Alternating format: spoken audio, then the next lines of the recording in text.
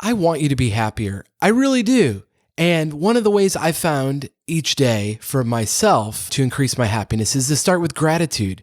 Seriously, and I've mentioned this before, I have a 5-minute journal, and each morning I wake up, I write in it what I'm grateful for. And it really does change my outlook for the day. And I'd like to give you your very own 5-minute journal. All I ask is you write a simple review of this podcast wherever you listen. Just send me a screenshot of that. DM it to me on Instagram or Twitter. I'm at Paul J. Goldsmith, and I'll send you a copy of a 5-minute journal because reviews are the way people can find podcasts. And if you do that, I would love to send you a journal. So thank you so much. If you want to pause, that's okay. Go ahead and write the review and then come back. We're going to talk about the mid-career crisis that we all experience. And if you haven't had one yet, I'm sorry to tell you, you're going to. If you work for a living, you're going to experience a crisis at some point, or more likely, multiple points along your career journey. Let's talk about how we persevere through the mid-career crisis on today's episode. Welcome to the Creative Coach Cast. I'm Paul Goldsmith, an entrepreneur and creative coach on the show committed to helping you transform your creative ideas into a reality. There's a moment or several moments in everyone's career where there's regret or disappointment or a full-blown crisis. Maybe you've been stuck in the same boring job for 20 years. Whatever the case may be, you have some career FOMO, your fear of missing out on other opportunities. So I thought we'd talk about 3 ways to how to overcome the FOMO and persevere through a mid-career crisis. So the first way is to grow where you're planted. Have you taken ownership of your current position and actually challenge yourself, not waiting for the boss to do it or a client to do it or the president of the company, but actually come up with your own goals within your current work situation? Is there a way to manage up and challenge yourself so a year from now, you're actually thriving and don't dread your daily work? And maybe find a career counselor or a mentor or a coach that can help you to grow where you're planted. There's always opportunities. Maybe you went to school for something or trained in a certain craft and you've done that for decades and you kind of feel like that's what you have to do for the rest of your life. Well, says who? But here's the thing. Are there ways you can innovate within your existing industry, within your existing job? If the answer is no, maybe it's time to move on. But have you exhausted all possibilities in your current position? Because ultimately, our most valuable resource is our time. The second way I would offer that we persevere through a career crisis is to get a creative hobby, to actually do something that inspires you. What is an activity that you could do that brings you more energy? The average American spends about 4 hours of their day watching television. Now, I know everyone likes to think they are above average, but frankly, that's impossible. Regardless, it might not be television for you. It might be social media, whatever it is that you're checking out with. Is there something that you could do for 45 minutes a day, even 20 minutes a day that would bring you energy? Not something just to zone out to, something that would be life-giving. Maybe it's an improv class. Even during COVID, I had a friend who did improv on Zoom. Maybe it's cooking or gardening or writing, but is there an activity where you can create something that produces a spark in you? Because that's the start to rekindle your imagination. We're not human doings. We're human beings, and we need to do things that engage our hearts and our minds and not just help us get through another day. And maybe, just maybe, that creative hobby can turn into a side hustle or even career. But a hobby lowers the threshold of risk. It's really about getting curious about what excites you.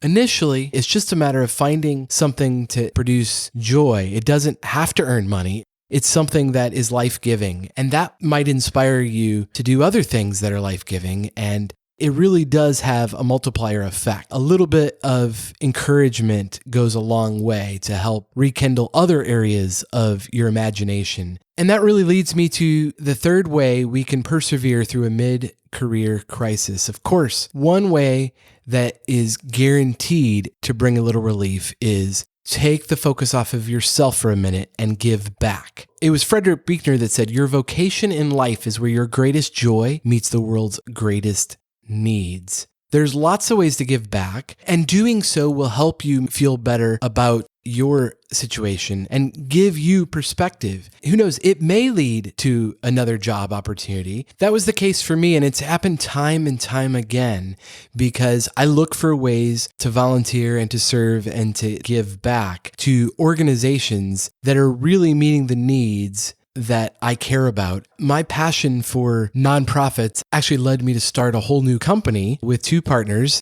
The company's called Persevere Creative. We help nonprofits raise money to do good. One of the nonprofits that I've supported since about 2006 is Compassion International. They take children in poverty situations and they feed and clothe and educate them and break the cycle of poverty. And I can't think of a greater cause than that. Through my company now, I get to help them raise more money to release more kids from poverty. My vocation has become part of my occupation, and it's such a joy. And in fact, my wife and I sponsor two kids, and they write us letters, and we're able to write them back. It's just real tangible. It's a joyful thing because it's not about us. And frankly, that makes me feel good. That's a benefit of giving back. What is it for you that you're really passionate about? Where does your passion meet the world's greatest needs?